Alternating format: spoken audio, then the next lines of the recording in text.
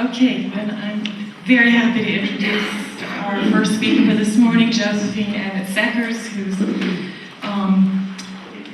completed her graduate work in English literature at the University of London. She's come especially from England for this event.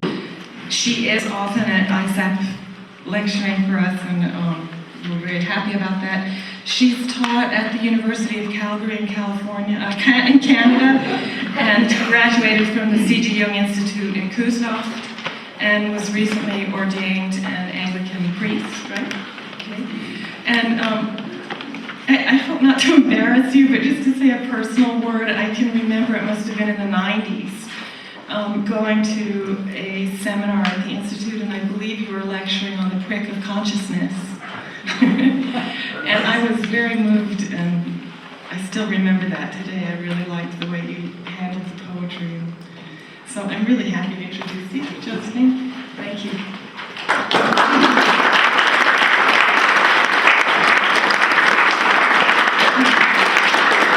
Andrew Samuel said those lectures on the prick would get me a very bad reputation. Can I just say, I am not a thinking type. I can fool some people some of the time. Mary Brenner wasn't fooled. She thought I was just well educated.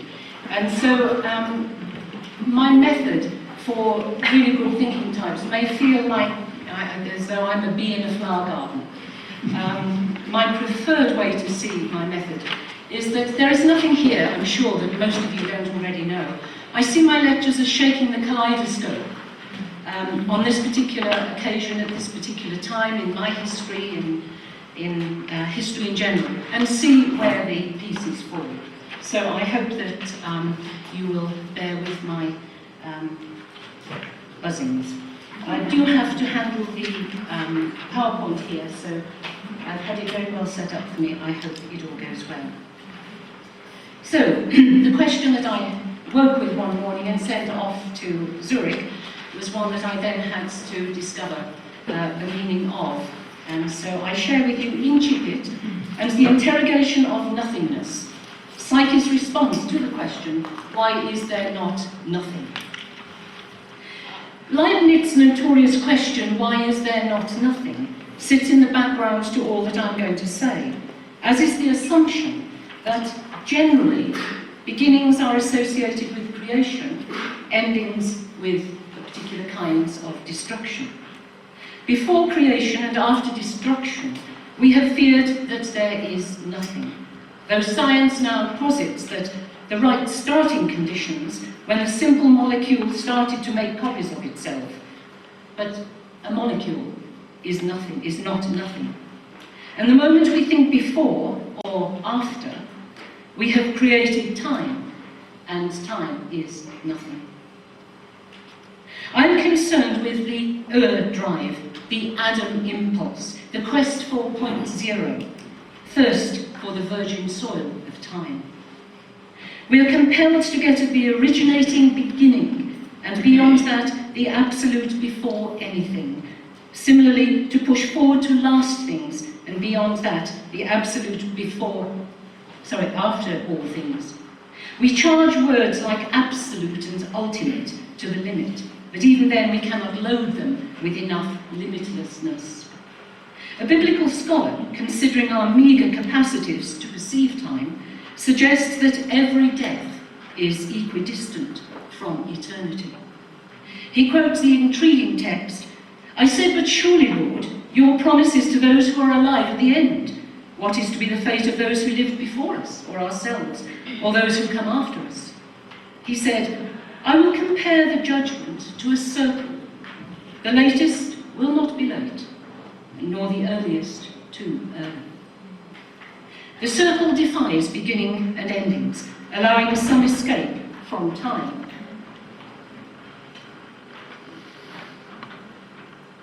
Allowing some escape from time. But generally, we cannot conceive of things not beginning, of not having begun. We cannot conceive of nothing existing. But we might reframe Leibniz and ask, why is there something? Why anything at all? Michael Fordham records a case of an angry schizoid boy threatening to release a frightening true self. a monster conceived of as a dot. The child became insistent on the subject of whether I knew God before I was inside my mother's stomach, when I was a dot inside God. Not being contradicted by the analyst, the boy poured out a series of ex-cathedra thoughts, which expressed mental concepts of the following kind. Because there is something, there must be nothing. In psychic distress, we fear nothingness, just as we explore it in philosophic or religious thinking. But such interrogation does tease us out of thought as doth eternity. We itch to get at origins of something or sources of nothingness. Let us start there. Recently I read this experience of remembering. The very first thing I can ever remember seeing with my own eyes was a young man walking across a bridge. He had a curly moustache and an attitude of confidence verging on swagger. He carried in his hand a disproportionately large key of a shining yellow metal and wore a large golden crown. The bridge he was crossing sprang on the one side from the edge of a highly perilous mountain chasm, the peaks of the range rising fantastically in the distance, and at the other end it joined the upper part of a castle. In the castle tower there was one window, out of which a young lady was looking. So begins G.K. Chesterton's autobiography. It is both shock and disappointment that in reality this vision is seen through the proscenium of a toy theatre constructed by my father. The young man in the crown was about 6 inches high and proved on investigation to be made of cardboard. But it is strictly true to say that I saw him before I can remember seeing anybody else, and that so far as my memory is concerned, this was the sight on which my eyes first opened in this world, and that the scene has to me a sort of aboriginal authenticity, impossible to describe, something at the back of all my thoughts, like the very back scene of the theatre of things. We could all elaborate such experiences of aboriginal authenticity, demonstrating foundation myths that animate psyche as we begin to become conscious of self and world, much of it imagined, not observed. As Winnicott remarked, it is necessary for the child to create reality, not just discover it. Victor White reminds us that objective empiricism does not permit us to identify the genetically prior with the axiologically prior, what is first in time with what is first in importance. Murray describes this as fantasy under the guise of history. Attempts to establish what comes first are prejudiced by what felt most important. We know this from working with therapeutic anamnesis. How often mature adults need to visit first memories in dreams before they can move on, to retrieve things lost or energize things forgotten, to heal old wounds, to transform neuroses. These are Anna-Lassan's pictures, not necessarily of these dream beginnings. I am in the garden of my parents' home where I grew up. I'm in my parents' bedroom in the house where I was born. I am looking out of the window. I'm looking east to where a storm is brewing. The storms of our complexes so often originate in childhood trauma, magnetized by particular archetypes. They are often mythologized and painted. So how to get at ultimate beginnings, back to before there was even a beginning, when there was nothing? Our language lacks the means to do this. Heidegger had to create his own verb, nichten, to nothing. In our praxis, we listen to narcissistic suffering, people who feel they have been rubbish, even annihilated in early experience and in current human interactions. Annihilate, to render as nothing, to destroy the sense of existing or having the right to exist. It is a word, naked word, empty, dark. Metaphor is the only means available to speak of this terror of nothingness, felt especially at times of loss and bereavement. Auden captures this horror in his images, "Stop all the clocks, Cut off the telephone. The morning makes nonsense of time and any form of human contact. The same annihilation was felt by John Donne at the death of his wife. The setting for his elegy is the year's deepest midnight, when the world's whole sap is sunk. He enacts absolute negation, feeling that he is, by her death, of the first nothing the elixir grown. He experiences no identity except that of a nothing, not even an ordinary nothing. The bereaved invokes the quintessence of nothingness to express the extinction of his beloved, the end of meaningful time, for nor will my sun renew. Except at such times, we resist confrontation with extinction, though this is often what analysis demands, for our destruction fulfills our wholeness. As Jung comments, man evades so long as he can, becoming conscious of those things which are still wanting to his completion, and so hinders becoming conscious of his true self, and thereby his readiness for death. We do not have to go far within our souls to encounter that horrible vacuum, the horror of nothingness, our fear of the termination of ego consciousness with which we identify. Extinction is the most terrifying of terrors, articulated by Shakespeare's jealous Othello. He comes in darkness to murder the sleeping Desdemona, seeing her by the light of his candle, powerful symbol of life itself.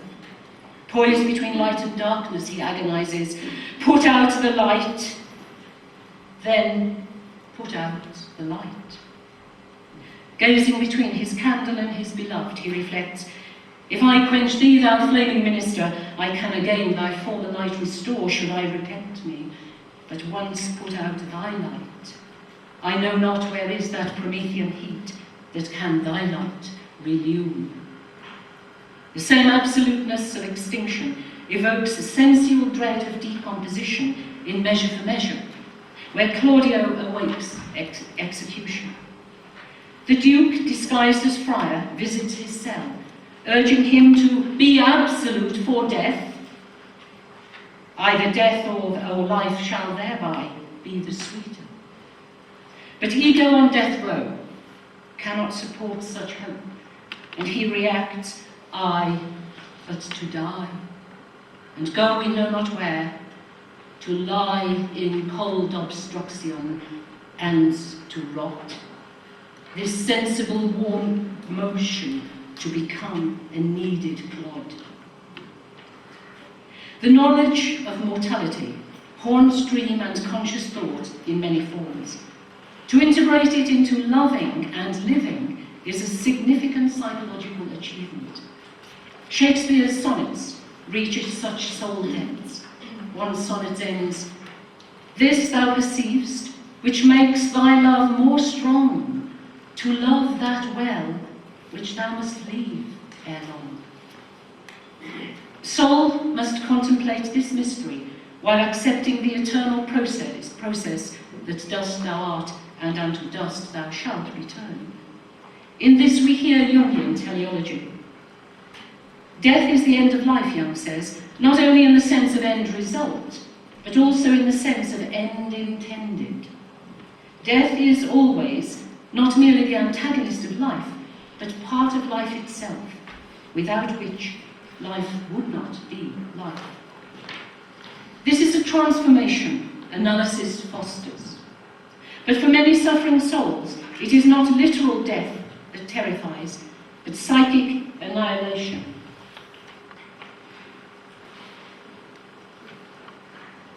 They can experience a paralyzing sense of terra incognita, not only terror of a nothingness that lies out there, but a death of not being known, of no one knowing we are here. One Analysand felt buried in a subterranean terra incognita. From that dark realm, she had to make her voice heard, her life, her rich life, asserted. Interrogating first things usually precedes that of last things. We are familiar with children's questioning of origins and the importance of Freud aptly attributed to this inquiry. Fantasy has free play before fact supplies data. We see this in process in our cultural evolution too, illuminated by language. For example, when Europe first imported cotton, its source was unknown. Since the new fabric was not unlike wool from sheep, and since cotton had a vegetative source, it was imagined to have come from a sheep tree. Curiosity about where things come from and how we begin to begin are questions that energize our genealogical instinct and preoccupy analysis. It is not surprising that this paper's origin is germane to my topic. So a personal anecdote. Many years ago, when I was commuting from Canada to Zurich to train, I spent many hours in transit, during which I began to write a novel about an analyst and an analysand, to be explored outside analytical space. Their complexes, and there were many, demonstrated as they travelled, one to and from Zurich, the other from Zurich to distant conferences and odysseys. The initial setting was Flughafen Kloten. There I placed each one in front of the old Sisyphus installation. If you haven't seen it, do go. It rocks one way, and it rocks the other way, and then it rocks the other way, and so on. So, in front of this installation, I wanted to explore what was constellated for each, and the transferential field between them. I fantasied that this endlessly moving sculpture must be wound up at intervals to sustain perpetual motion. Lousy physics, but it was necessary. So there had to be someone to do the winding up. So I had to create Herr Klein, a little airport worker whose task this was. So the novel then started to begin with Herr Klein waking up for one morning in Dubendorf. His peculiar life became essential to theirs, and the little man hijacked the action. The novel is still incomplete. So, where does any action start? The horror for Sisyphus is that there seems to be no end to his doom. There was originating cause, but no ascertainable end. He is tormented with unendingness. Samuel Beckett makes tense drama out of such psychic stagnation in Waiting for Godot, where the whole non-action is the waiting for something that never begins. We urgently need to understand or imagine beginning and end. They confront us everywhere. The ruptured relationship between Freud and Jung was aggravated by their divergent ideas about the reductive and the teleological, where neuroses begin and where neuroses lead, origin and goal. The same tragic disturbance of friendship happened between Jung and Victor White, this time over the origin of evil. These two parameters of whence and whither have always burned psychic energy. Whence and whither transformed into thence and thither, the psychic stretch between arche and telos. My expanding reflection began when I first encountered the visual phenomenon of the incipit, which simply means it begins, here begins, incipit. Related to incipit is the phrase in principio, in the beginning, in the first place. I now want to linger with the incipit through two images. First, a wonderful recent image, painted after a soul-stirring bike into a sunrise.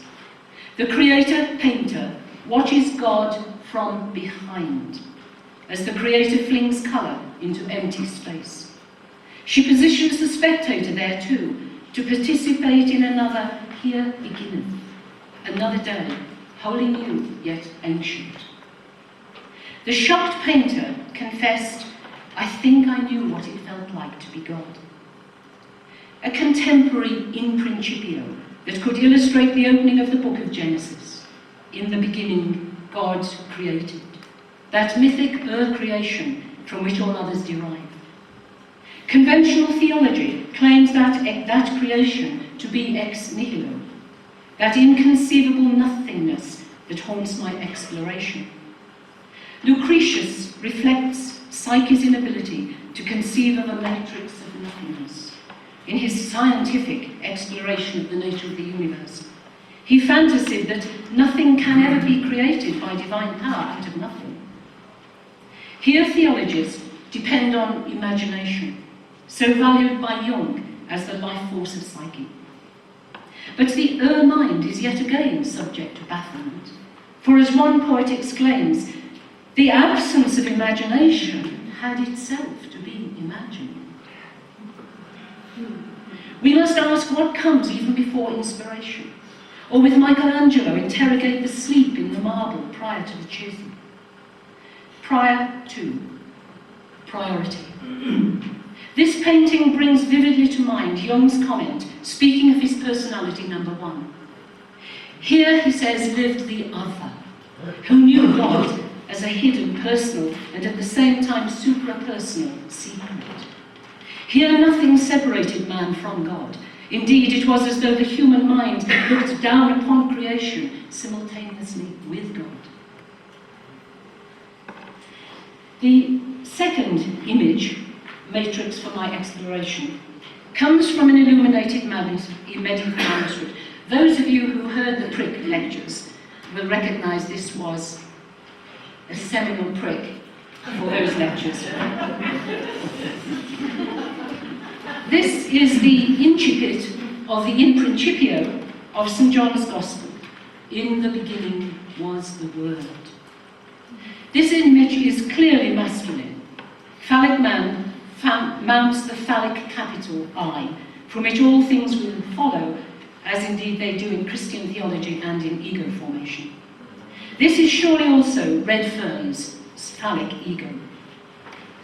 Such ascent feels logos-driven. Clearly it reflects the integration of the Germanic Irminsul, the world tree with 9 branches that joins earth and heaven. The medieval mind seems engrossed with the archetype of inception, judging by the visual dominance of the initial of the incipit in manuscript illumination. I'll just give you a few examples of these incipits in medieval manuscripts. Introductory incipits were decorated and enlarged, enclosing patterns from natural or human life, or introducing the chief subject of the ensuing narrative. What is the psychic fascination with this attention-grabbing capital? We might here recognize Rilke's feeling for the large first letter he describes in English, erect, the essence of standing there, the large initial of debut or done. Jung would argue that we cannot think of one thing without entertaining its opposite, at least unconsciously. So beginning or entering inevitably colludes with ending and exit. Consider for a moment just 2 20th century poets. In Dylan Thomas's wartime collection, Deaths and Entrances, we find images that hold birth and death in tension, fields of seed and the time of dying flesh. Thomas sees humanity living under the sad breast of the headstone, with terrible knowledge that the oak is felled in the acorn. And yet, despite all this, he says, man triumphs. He celebrates upright Adam, who sang upon original. And then in the urgent, it is the urgent, dark perception of Sylvia Plath, who collocates destruction with destination in the physical images of her aerial collection. As Lady Lazarus, the suicidal poet boasts, and like the cat, I have nine times to die. And purring further, dying is an art, like everything else. I do it exceptionally well. She complains that all the gods know is destinations. Consequently, human beings are insane for destinations. This is our madness. We are made and we are mad to get there, wherever there may or may not be. She choreographs pale destruction, dancing with the raw biology of birth's bloody entrance. But within this drama, Plath pleads with life-affirming poignancy. Do not be mean. I am ready for enormity. Enormity even in its darkest moods. In our analytical work, in which life's beginnings and ends are so charged, we must dare to meet this enormity. It is perhaps what Jung has in mind when he talks about inner amplitude. He says richness of mind consists in mental receptivity.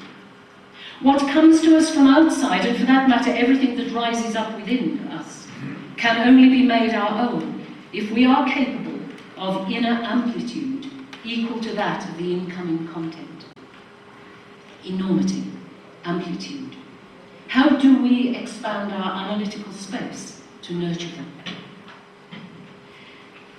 In most literary cultures, the incipit in some form has been highly charged, while the excipit has been more anxiously imagined. We know the power of dying words, how often these are recorded as heard or yearned to be heard by mourning analysans. The last word is always significant, and who has it? James Joyce agonised about the last word for his novel, Ulysses, and in an interview he said, it had to be yes, to represent the babbling of a woman as she falls asleep. I tried to end with the least forceful word I could possibly find. I found the word yes, which is barely pronounced, which signifies acquiescence, self-abandonment, total relaxation, the end of all resistance. Yes. At the other end of the creative experience, embarking on his translation of Beowulf, Seamus Heaney confessed that he just couldn't get started until he got the first word. So,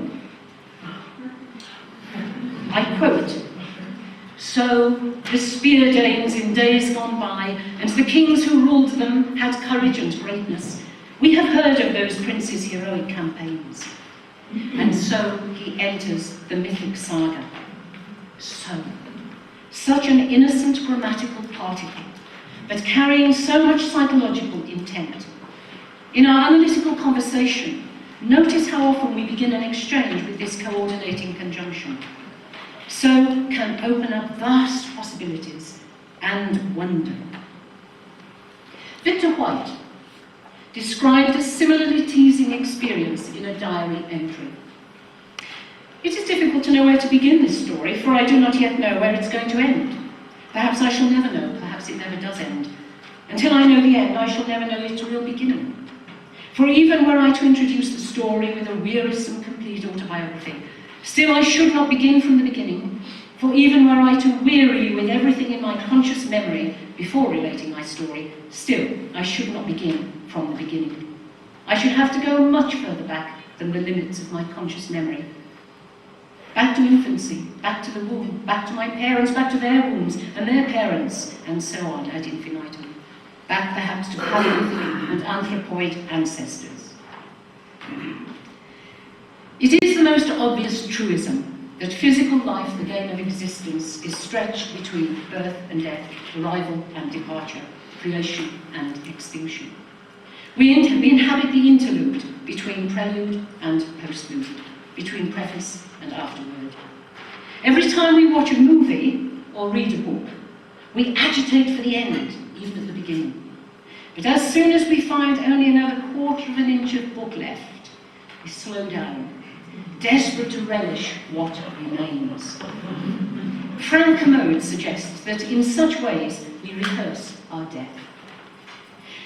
We are more tentative about endings than those old Hollywood movies with heroic couples sailing into the sunset, the end, full frontal on the screen.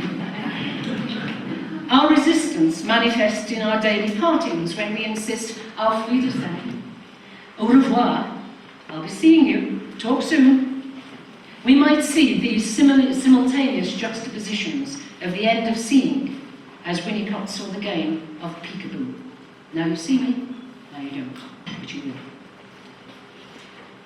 of the great benefits of moving from written scroll to codex was that it was easier to move between the beginning and end by flipping folios. Unscrolling and scrolling up was much more laborious. It has been argued that this was an inevitable shift from Jewish to Christian scriptures. The Jews, for whom the end of time had not come, whose prophecies of a Messiah were unfulfilled, kept the roll. But the Christians, having the desire to establish consonance between the end of the book and the beginning, needed the codex. In so many ways, this essential relationship between start and finish is supported. Genesis is begetting, reaching forward to Revelation's apocalypse. The codex offered an easier means of referring backwards and forwards in time. And scrolling is, of course, another term adopted by the computer. Even our sentence construction, the beginning determines the end, and the ending of our grammatical utterance is marked by a mere dot.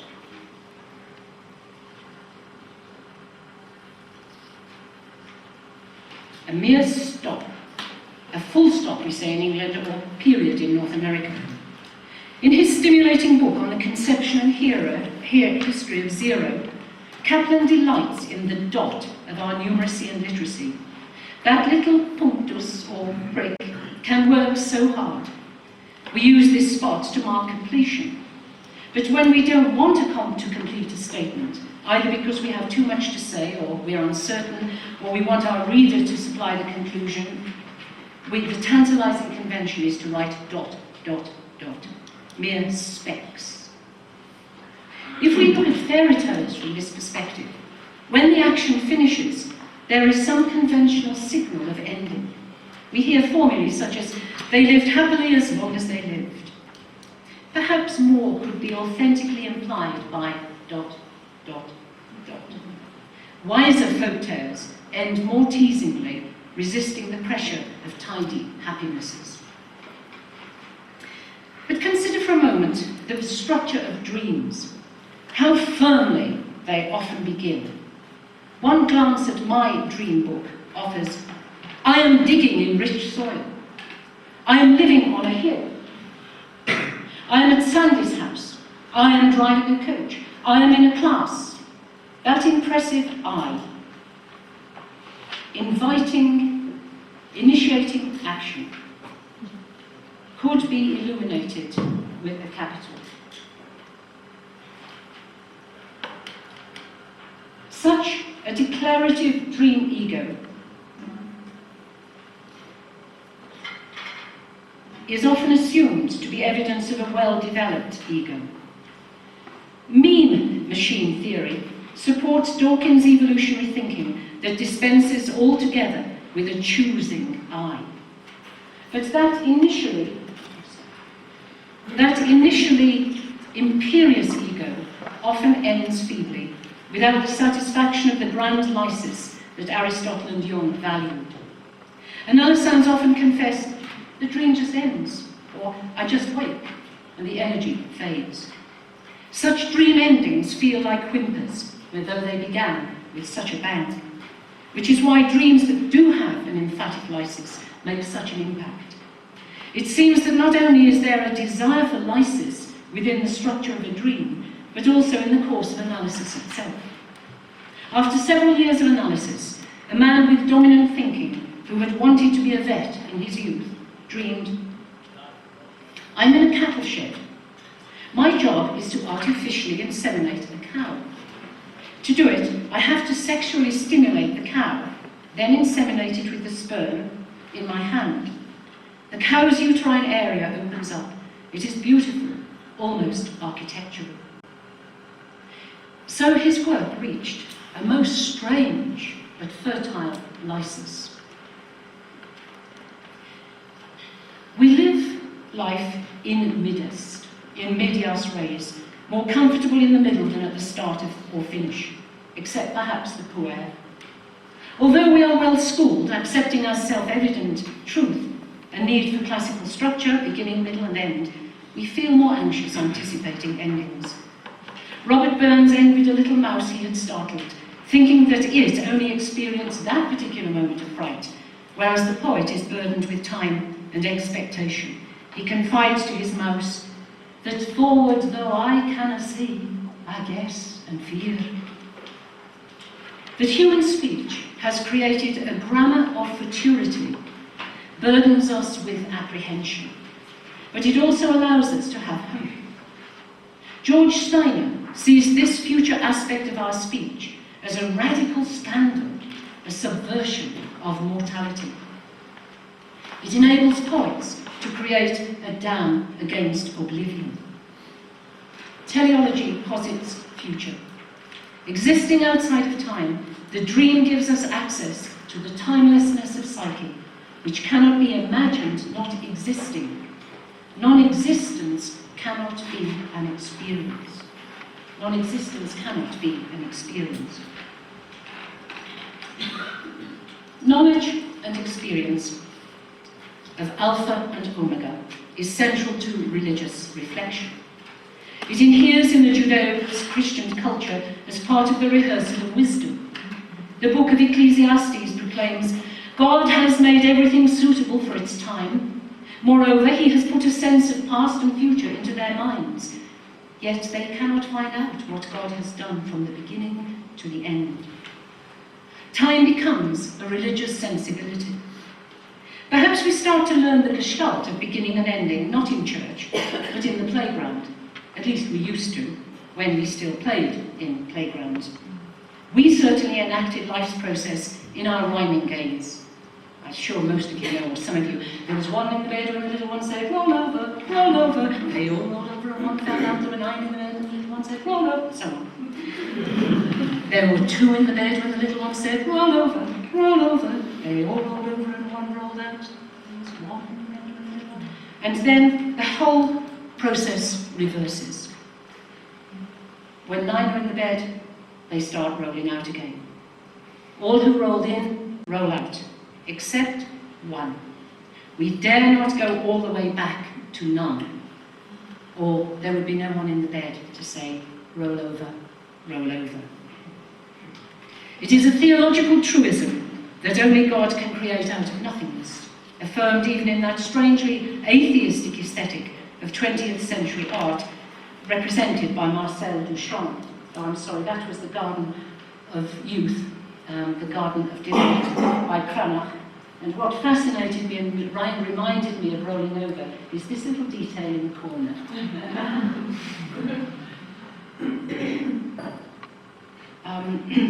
The strangely atheistic aesthetic of 20th century art represented by Marcel Duchamp. He articulated the aesthetic of the ready-made, the found object, the objet trouvé, the artist's creation from mundane objects, stools or bicycles. Man can only innovate from something pre-existent in stone, paint, word or sound.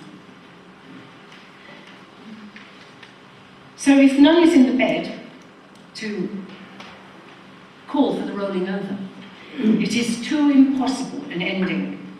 It teases and appalls.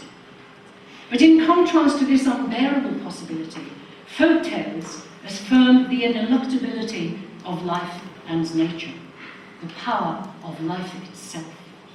Think of Mother Holle and the force of nature that compels us from below to pick apples simply because they're ripe, or take bread out of the oven because it is baked, and most critically, to shake the eider down until the feathers fly, because if we fail to serve life in this way, snow will not fall on the earth, and snow must fall.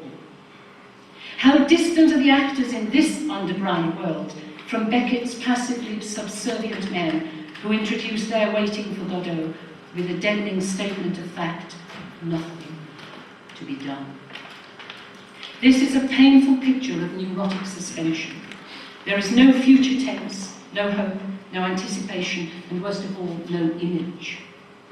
We can encounter this dread-filling stuck place in analysis. But in such seeming deadness, something is usually happening in subterranean realms, as in the beguiling Swiss children's fantasy of Die Wurzelkinder.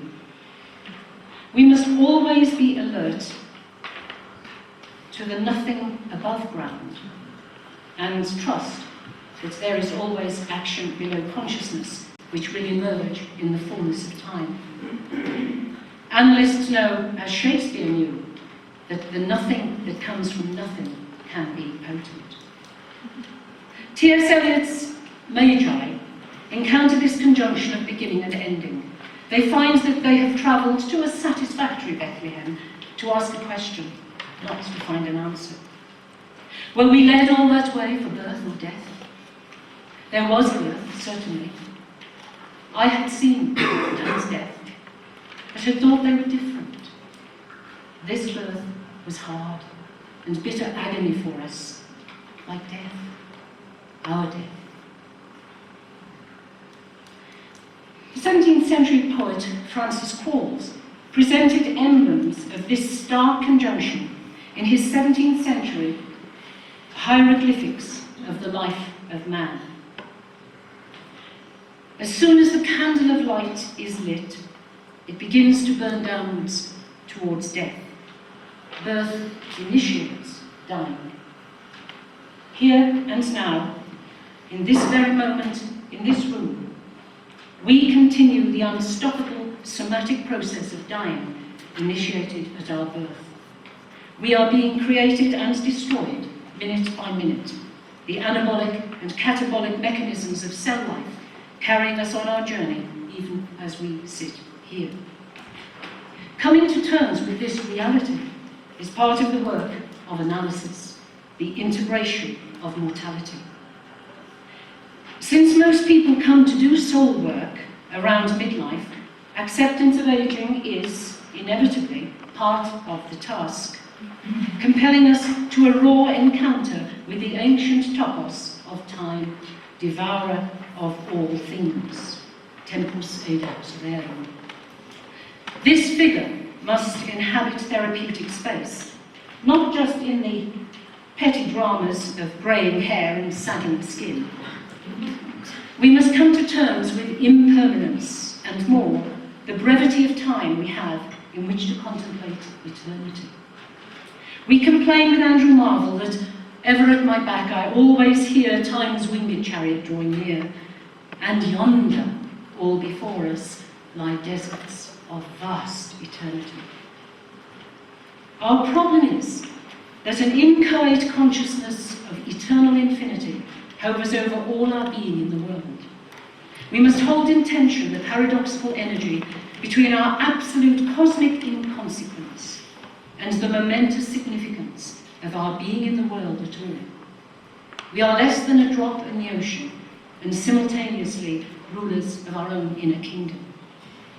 This is the substance of fairy tale and of lullaby too. It is the promise of fantasy. To inherit our kingdoms, we must first find and then inhabit them. Guggenbull Craig once lamented that the most vital thing the orphan lacks is a mother to fantasize over the cradle. One of the terrible things that orphan adolescents lack is a story of their beginning. This has somehow to be discovered or created. But we might go further back to the unborn, as Rilke does, aware of all the never-conceived heroes, potential Samsons deprived of their strength for not having been born. In one of the elegies, "Oh mother, wasn't he already a hero inside you? Didn't his powerful choice begin there inside you? Thousands fermented in that womb and wanted to be him. But see, he seized and rejected, chose and could. Samson got the prize, for he alone came into being. How many Samsons might we deny existence in unimaginative therapy? We must enter the realm of myth with Vasco Popper. In his lovely poem, Once Upon a Time, There Was a Story. It ended before its beginning, and it began after its end. Its heroes entered it after their death and left it before their birth. Its heroes talked about some earth, about some heaven. They said all sorts of things, only they didn't know what they themselves didn't know, that they were only heroes in a story. in a story that ends before its beginning and that begins after its end. Such are the elusive tales that engage us in the collective psyche. Our dilemma is that lurking through our experience of time and the certainty of extinction is an inextinguishable human consciousness that seeks understanding of the discordance between the two. It is what Sebastian Moore calls the obstacle of finitude. Nietzsche helpfully distinguished between what he calls our will to truth and our will to make the world conceivable. Making the world, making our history, our inner experience meaningful, energizes analytical work with its own particular experience of truth and time. Jung proposes that neurosis is the suffering of a soul which has not discovered its meaning. Further, he claims that meaning quickens. From this perspective, meaning is experienced as having inherent creative power. Meaning therefore becomes creative force, and Jung would see all art as in some ways representing the human drive to incarnate meaning. Dale Mathers begins here in his exploration of meaning disorder as clinical entity. Yet we should heed Adam Phillips' wise warning not to make our work into a science of sensible passions, as though the aim of psychoanalysis was to make people more intelligible to themselves rather than to realise how strange they are. Elsewhere, he warns of the risk that the wish for meaning will be usurped by the will to meaning. How do we hold this intention with the therapeutic knowledge that meaninglessness feels like nothingness? Perhaps more valuably, analysis might help us accept the nonsense of our lives. Beyond the reassurances of meaning, there is something of primal, timeless preciousness in the simple fact that we are alive, and more vitally, we know it. As Rilke urges in another elegy, because being here means so much, and because all that's here, vanishing so quickly, seems to need us and strangely concerns us. Us, to the first to vanish, once each. Only once. Once and no more. And us too, once. Never again.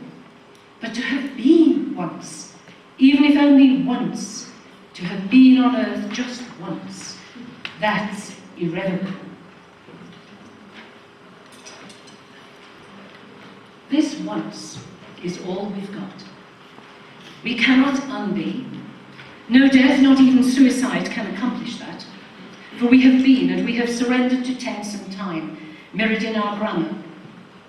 The task of individuation is to discover the reality and the value of this once, to experience the extraordinariness of our own indivisible and individual once only. We exist in the energy field between tick and tock.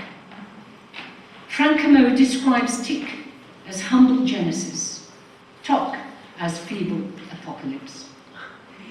Living under the tyrannical hegemony of Chronos, we must discover, create, or receive the gift of Kairos. I remember analytical hours with Sonia Mariash, comfortingly and at times confrontatively accompanied by a ticking clock that chimed every quarter of an hour until that final full boing of the finished hour. Every second registered.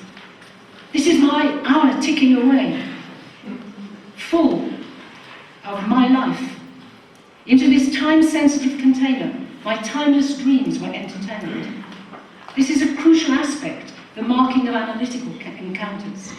We begin analysis, we end or terminate analysis. We begin each new hour, and we must end each session. For all these beginnings and endings, we initiate rituals, gestures, language, even a tone of voice. Between each tick and each tock is potential kairos. Each beginning is creation, each ending a form of destruction. And both exploit the power of life. They are eruptions of life, expressed with infinite variety. Nietzsche, for example, could find no more creative destructiveness than to seek destruction for its own sake. I know of no better purpose, he says, than to be destroyed by that which is great and impossible. The desire to be destroyed by the unattainable one finds in the experience of the mystics, and in numberless dreams of ordinary folk who come into analysis with no such conscious aspiration. The law of the fairy tale, like the inevitable process of individuation, is that something must die or be destroyed, released or let go of, before something new can develop. We see this even in philology. In etymological dictionaries, we watch words become archaic, then obsolete. Such dictionaries trace the evolution of meaning, its expansions and reductions. Words die and are lost to our word hoard. There was a furore in England recently when the Oxford Dictionary for Children was re-edited, and it was declared that to make space for the new vocabulary of technological invention, with its inevitable neologisms, words that have been part of everyday life for centuries must be sacrificed. Names of wildflowers, birds, and ancient traditions. New dictionaries must make space for words like bioindicator, pole dancing, metrosexual, not in the children's dictionary. This is civilization's march forward that language must accompany. These brazen neologisms, they too will pass. And yet there is in the human psyche a resistance to letting go. As Jung constantly attested, psyche also would conserve. Psyche is of course limitless. It is human memory that confines us. The axiological principle that what comes first is most important is illuminated by the destiny of human memory. For as we age, we find early memories still alive and functional, while short-term memories are fickle. I have considered Jung's teleological prejudice in therapy, but he too acknowledged the need to understand past as threshold to present. He never devalued etiology, but always advised that once some understanding of how things came to be is achieved, psyche urges us forward. Purpose is more vital than causation. Mythology is as important as personal biography. And one task of analysis is to find the relationship between the archetypal experience of humanity and the particular experience of the individual. There is energy in our work for etiology and archaeology, going back to explore layers of mind and imagination as they created our culture. The study of philology flourished at the time of Jung's researches, and the interplay between all these logos-driven revelations still energize us. We might explore the etymology of the word etiology, the etymology of the word archaeology, the etymology of the very word etymology. I could do that for you, but you will gain far more from spending time with the OED, the 12-volume version, now online or in CD-ROM form. CD-ROM, an initialism of compact disk read-only memory, a pre-stressed compact disk that contains data accessible to but not writable by a computer. How many aching sparrows and rich metaphoric colloquialisms will be lost to make space for those words in our dictionaries? As lexicographers edit our word hoard, so linguists go back to time before language to determine which words came first. Research now suggests that the first words ever to be spoken, so far as Sanskrit can guide us, are I, 2, and 3. Researchers use the same computer programs to predict which words will become obsolete. Such words as guts, squeeze, wonderful words. Though ego is forced to adapt to Orwellian futures, dream language and dream recording still sustain ancient, figurative, and textured diction, engaging sense, feeling, and imagination.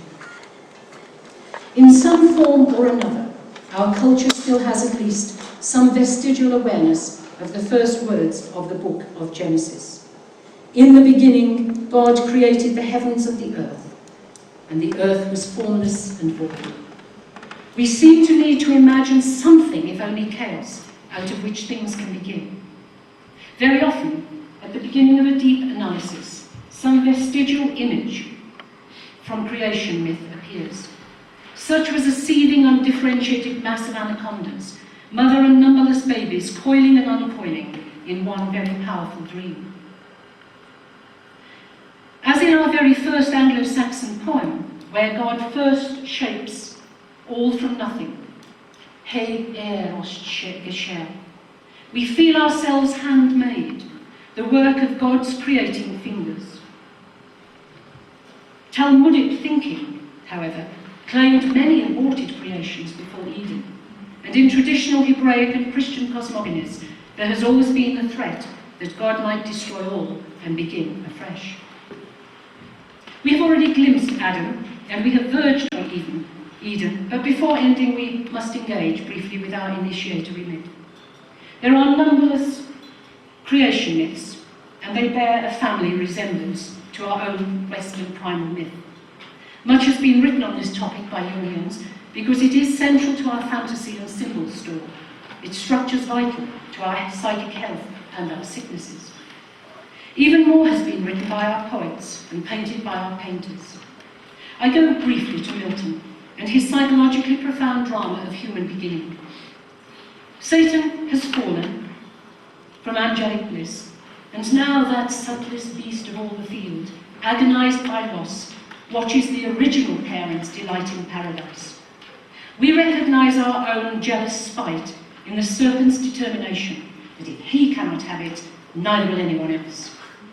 And he says, "For only in destroying I find ease to my relentless thoughts, and him destroyed, or one to what may work his utter loss, for whom all this was made.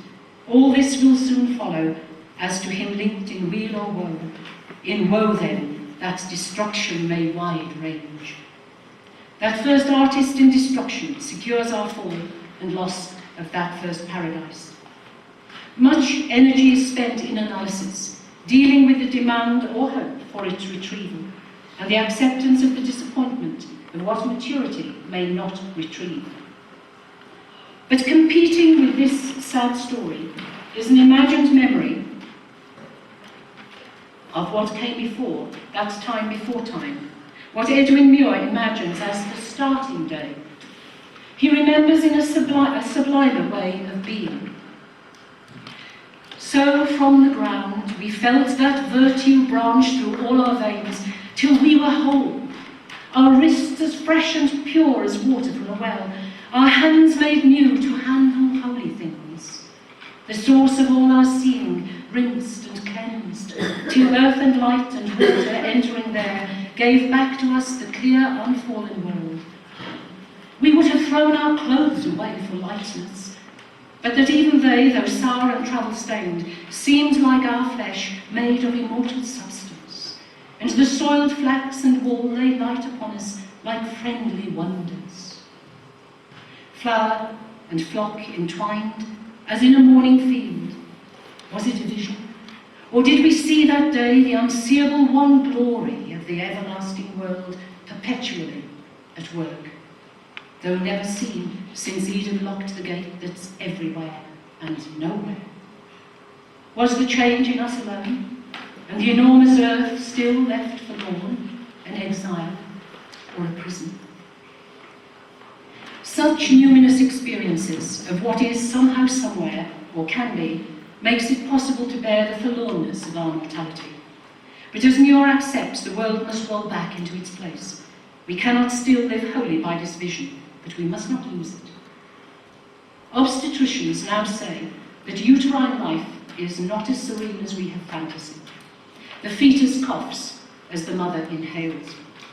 And yet the womb's provision of automatic access to resource is a potent biopsychic reality, and the loss of it means that we enter a stressful dimension. Crying came before. Birth is a massive trauma, and we find its experience of painful effort and exultant compulsion in many dreams. To end, I cannot resist a passionate remembering of birth work. From the private ease of mother's womb, I fall into a lighted room. Why don't they simply put me back where it is warm and wet and black? But one thing follows on another. Things were different inside mother. Padded and jolly, I would ride the perfect comfort of her inside. They tuck me in a rustling bed. I lie there, raging, small and red. I may sleep soon, I may forget, but I won't forget that I regret. A rain of blood poured round her womb, but all time roars outside this room.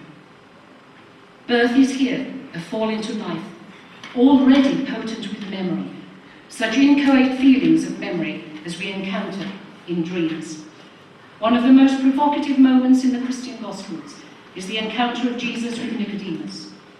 The poor fellow who comes to see Jesus in darkness is bewildered by the strange challenge of this self-figure. You must be born again. This psychic and spiritual injunction penetrates our work. Individuation demands perennial renewal, self-delivery.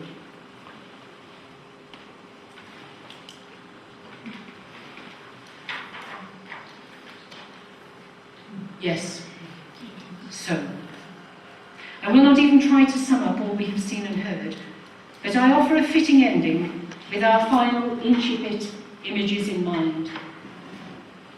I end with another comment from Chesterton's autobiography. At the back of our brains, there is a forgotten blaze or burst of astonishment at our own existence.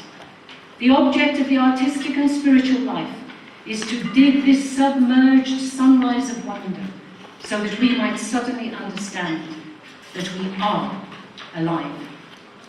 Thank you very much.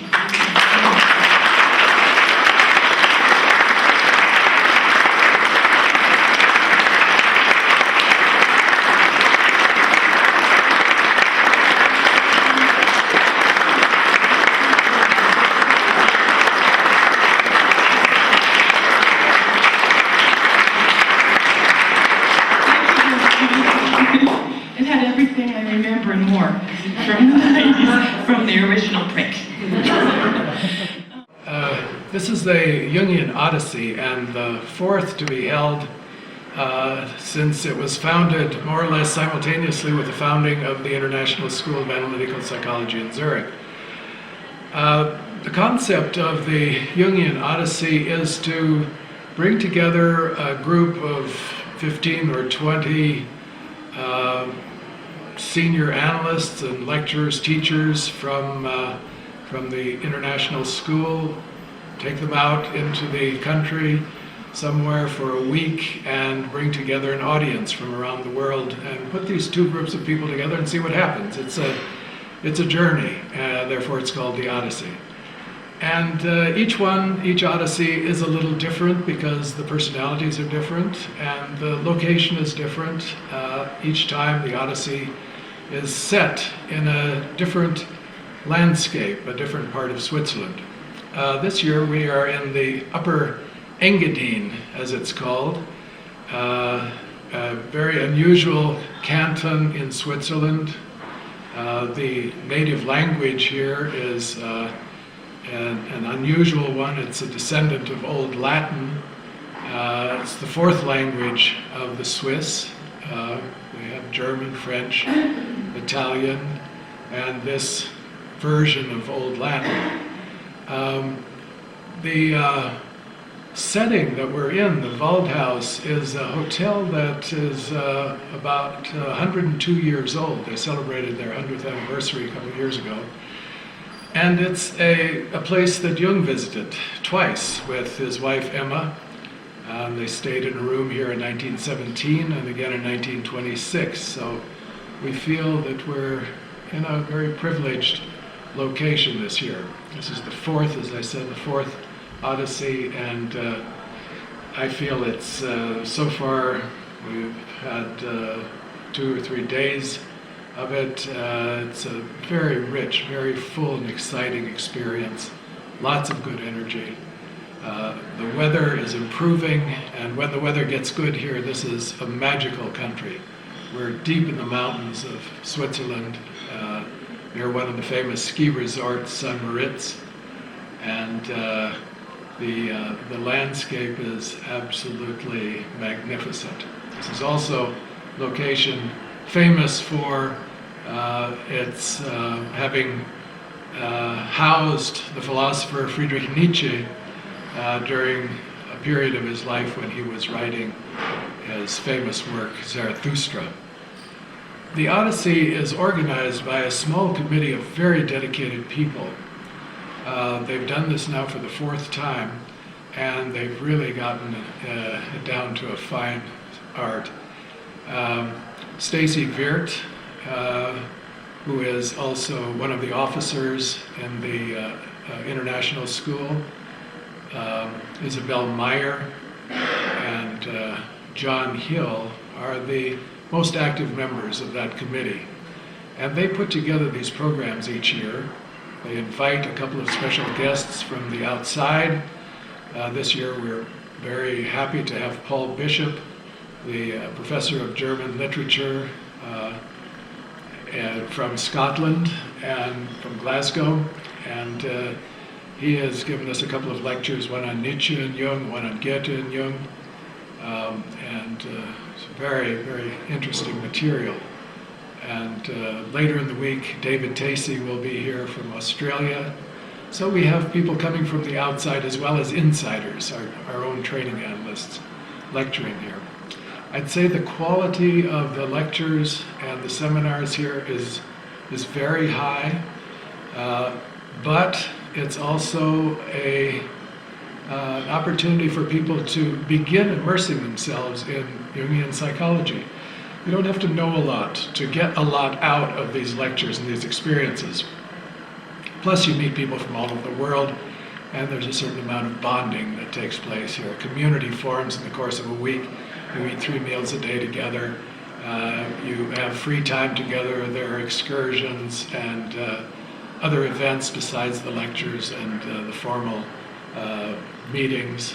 And so it's really a very spirited atmosphere and generative of a lot of new futures that come out of this. People make important decisions as a result of these kinds of experiences. Sometimes they decide to spend more time in Zurich and they come and study at the international school, or they go home and they make some important changes in their lives. It's that kind of an odyssey. It might be part of an ongoing odyssey in an individual's life, or it may be the starting point for a new stage of a person's life journey.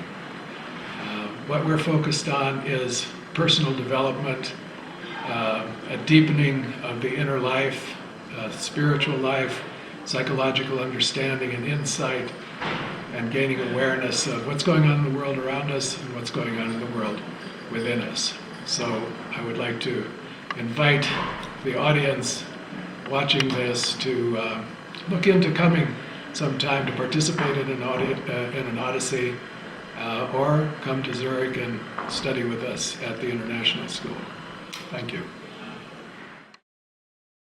We're here at the Wald House now with our 4th Odyssey, and a lot of people have been asking me about how the Odyssey got started.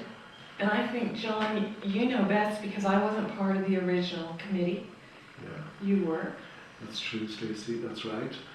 So really, in some way, it grew out of the conflict between the 2 institutes. You know, we were all previously at the Jung Institute, and there was a huge conflict about leadership, about how it's managed.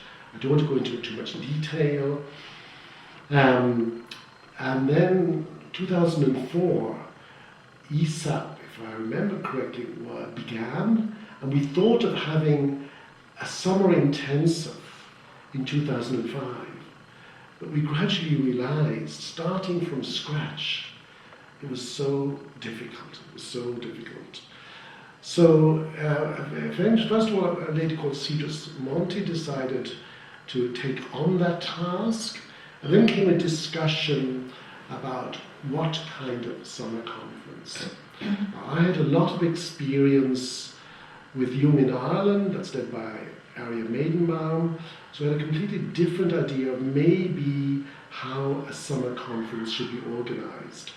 So on that model, I proposed, first of all, coming from a very solid, institute, the C.G. Jung Institute, I thought maybe we've become a bit too complacent, it was a bit too easy, we had too many clients, too many students. So maybe we've been kind of set adrift. And when I realized that and thought of the War of Troy, well, why not have an Odyssey? Why not see Jungian psychology in terms of movement? Rather than being fixed at a place, we have our little house there at ISAP, but let's try to get a hold of Jungian psychology as movement. And then came the idea of finding some place, a hotel, located in an area that is in some way connected with Jung. So the idea of movement, of landscape, and some way connected with Jungian psychology. And so it's a bit like an odyssey. There's an Irish odyssey of going from island to island. And it seems almost like every island represented a facet of human existence. In Jungian psychology, we talk about an archetype.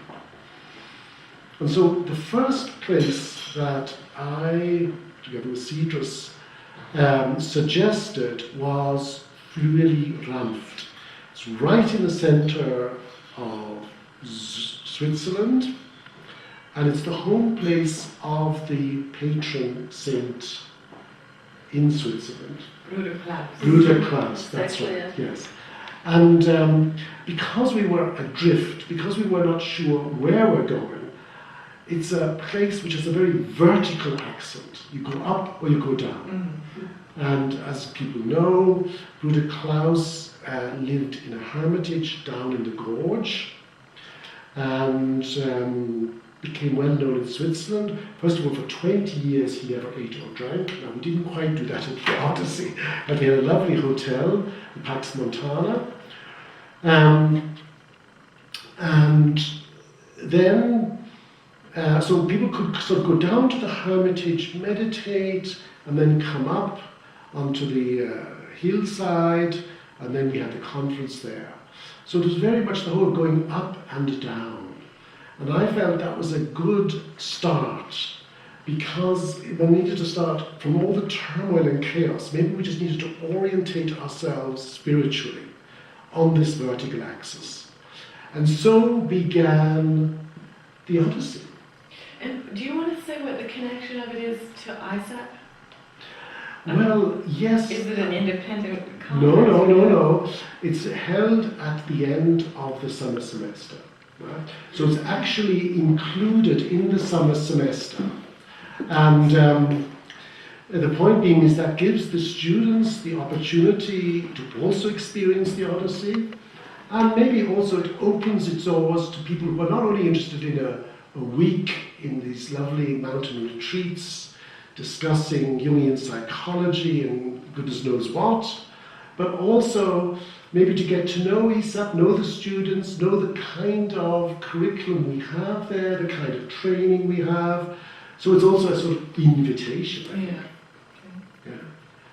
So that really was our first Odyssey. The theme was, well, there were actually two themes which we didn't repeat because we thought it was too much.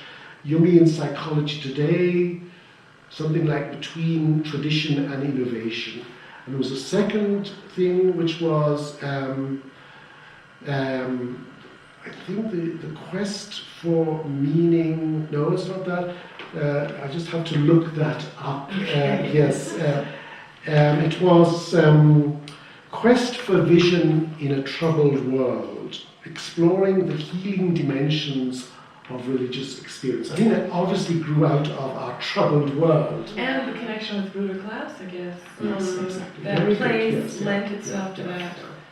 So, we set sail, and this was our first island after a pretty rough passage. You can imagine the organization where we just had to start from scratch.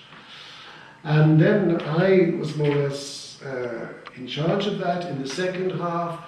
And because I'm an analyst and try to write things and do everything else, God knows what else, I I couldn't do it. It was too much.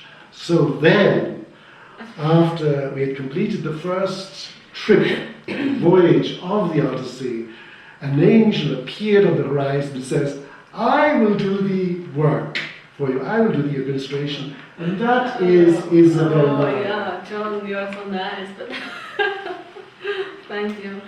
I wasn't there at the first Odyssey, but the second time that we were at Gerza, near Rocho, I can remember, and it was directly at the lake, and it was formidable, it was great. So good for our participants to go directly to the lake of Lucerne, and we were there, and the title of the second Odyssey was the reality of the soul in a world of prescribed meanings, and we had a lot of famous Jungian analysts there. I remember Jim Hollis That's right. were there, and Alan Guggenbühl, and a lot of ISAP analysts also. Christopher Bamford was. Christopher Bamford was also there. And this second time, I think we got some experiences with this conference, with this kind of conferences. And so the next time, I think you can remember very well, was at Bertenberg. Right. And then we produced a Also by the time of Bertenberg, and what was our theme then? Intimacy. Oh, of course, yeah. By the time we went to Bertenberg, we had learned enough what kind of structures we need, how to run things, and that's when we decided it would be a good idea to try to publish the first Odyssey book. So we've done that with the title Intimacy, Venturing the Uncertainties of the Heart. Brings together all the lectures. And I can remember, for me, one of the special things about that place, it was when we looked out the window of the hotel and the Eigermunk and Jungfrau were just in our face. That's right. And that's where we felt this tremendous sense of closeness and distance, and how does that affect us and our relationships. And the other really special thing we discovered there, the synchronicity, was that Paul Klee, the artist, had spent his summers there in his youth. And he had written in his journal as a 10-year-old or 12-year-old about his first passionate experience, his unrequited love. And so that helped lead into our title too. And that was also the special chance that we had Noirine Ryan. The Irish singer. Music. Yes, we had music, yes, that was true. Her voice sort of resounding in the mountainsides. And we went into also the caves. She was singing in the caves. Huh? Yes. Yeah, great experience. Yes, these are huge caves that go under the Alps near this place where we were. And Noreen was a very famous Irish singer. Her voice then resounded from like the bottom of the earth.